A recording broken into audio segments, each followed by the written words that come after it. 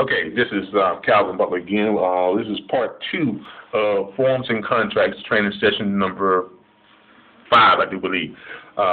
This is part 2. We left off with the assignment of contracts. We explained what the contract was. Now we have what's called the assignment of contract, and we were getting into that before we broke for this next segment. We're going to save this in, and we're going to pull up the assignment of contract.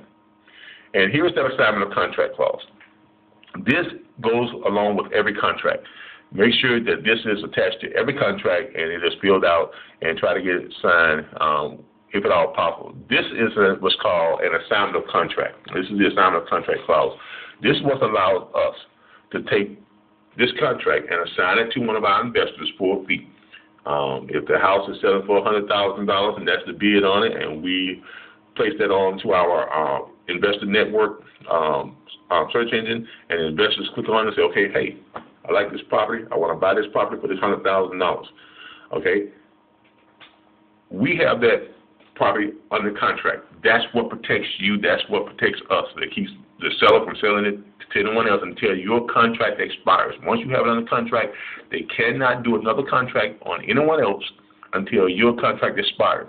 So if you've got a contract that's for 45 days or for 60 days, that gives you and us 60 days to locate an investor within our investor network, over 10,700 strong investors. It gives us 60 days, 45 to 60 days, however long you have that contract for, to assign that contract to one of our investors for a fee.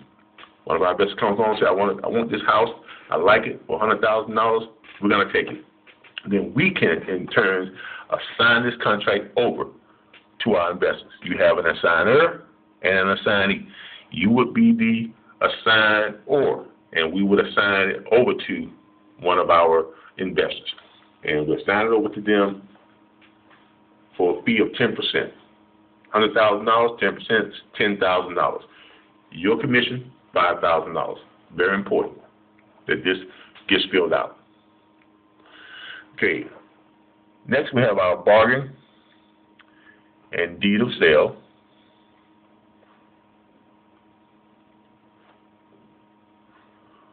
Okay, this is bargain and sale deed.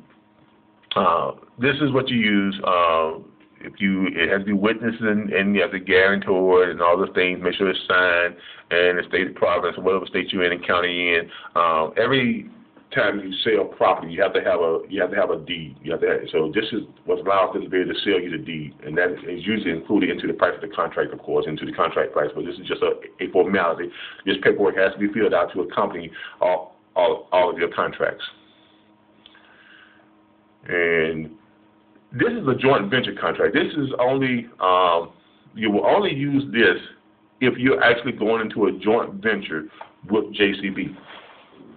We have a thing where you, as a acquisition rep, acquisition associate, can actually enter to a joint venture with us.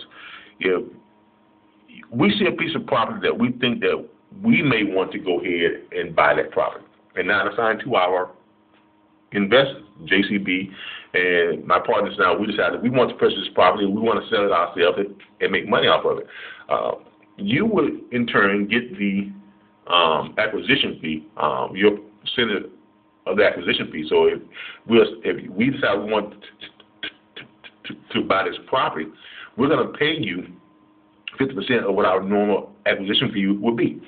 10%, we pick up our property, let's say it's $40,000, and we have a $4,000 acquisition fee we normally charge for. We would go ahead and we would pay you $2,000 on the acquisition for that property. We would go ahead and pay you direct for that. Now, if you decide, you say, well, I like this property too, and I want to go in with you all. Let's say you made some money now. You've been in with JCB for a while. You've got some money saved up. Let's say you want to put, let's say we're purchasing this property for $40,000. Let's say you want to put $10,000 into this property of your own money. Okay, or $20,000, half, 50%. So then we will be in a joint venture contract between you, yourself, and us, the JCB group, investment group. So essentially, you make money twice on this deal. You make your commission of the $2,000 because we took this contract for $40,000, so you still get your commission, half of the acquisition fee, our normal acquisition fee. Then, if we sell that house. Let's say we pick the house up for $40,000. Let's say we sell it for $80,000. If you put up $20,000 in that, then $40,000 of the $80,000, $40,000 over the amount that we bought it for. That means you pick up your half of the profits on that property. Let's say we sell it for $100,000. We pick up for $40,000.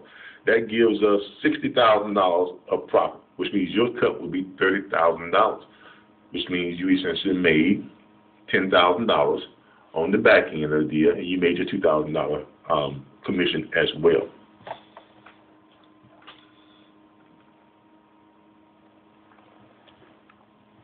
And next we have memorandum of agreement and affidavit. And this is just another one of those formality forms that we have to fill out that goes with every contract. It's basically just it meets your state guidelines, state provisions, state of province, and the county. And this is just one of those forms that needs to be filled out with every contract. And it's just a formality. It really has no other purpose but to serve as for public notice and things of that nature, saying that the copy of said agreement of purchase in real estate is obtained and contacting blah, blah, blah, blah, blah, blah, blah. But it's just a formality, really, but it has to be filled out with every deal. Quit claim deed, which is pretty self-explanatory. Every real estate transaction, when you're dealing with real property, has to have a quit claim deed. And this allows us to be able to go ahead and do a claim of deed so that we can sign it over to our investors, and they will have a deed on the property, which allows them to go back out and sell that property when and where they see fit. Special warranty deed. You won't necessarily need this on every deal, but we try to just make sure you go ahead and have it just in case you need it, and we try to make sure that it's filled out regardless if it's needed or not. So make sure you fill this out and send this back in with your deal as well. And of course, your warranty deed.